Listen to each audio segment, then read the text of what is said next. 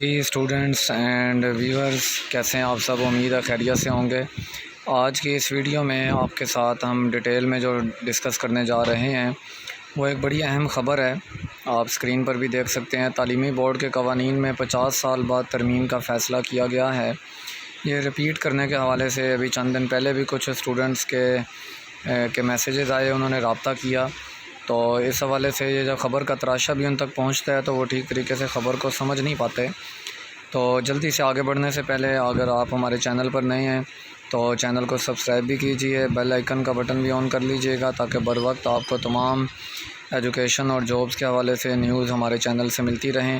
Video اگر پسند I like بھی کیجئے گا اور آگے شیئر بھی کیجئے گا۔ یہ قانون جو بنایا گیا ہے تعلیمی بورڈ کے قوانین میں، جو 50 سال بعد ترمیم کی گئی ہے، یہ اس حوالے سے ترمیم ہے، بچے میٹرک کے جب ایگزام دیتے یا انٹرمیڈیٹ پارٹ 2 کے ایگزام سے فارغ ہوتے تو اس کے بعد نمبرز کم ہونے کی وجہ سے آگے مزید تعلیم کو جاری رکھنے کے حوالے سے جب ان کو ایڈمیشن لینا ہوتا تو ان کا میرٹ نہیں بن رہا ہوتا تھا، تو اس سلسلے میں وہ رپیٹ کرتے تھے اپنے سبجیکٹس کو۔ تو اس سلسلے میں وہ جو بھی سبجیکٹ رپیٹ کرنا چاہ رہے ہوتے تو انہیں وہ پارٹ 1 کے ساتھ پارٹ 2 کا بھی، یعنی فرسٹ ایئر کا اگر وہ سبجیکٹ ایک رپیٹ کرنا چاہ رہے ہیں، مثال کے طور پر بایو یا میتھ میں سے، تو ان کو سیکنڈ ایئر میں بھی وہ سبجیکٹ رپیٹ کرنا پڑتا۔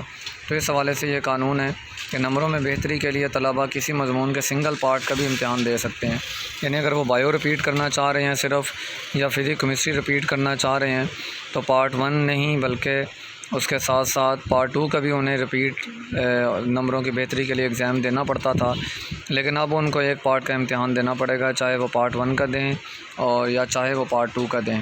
اسی طرح 9th اور 10th میں بھی یہی صورتحال ہے۔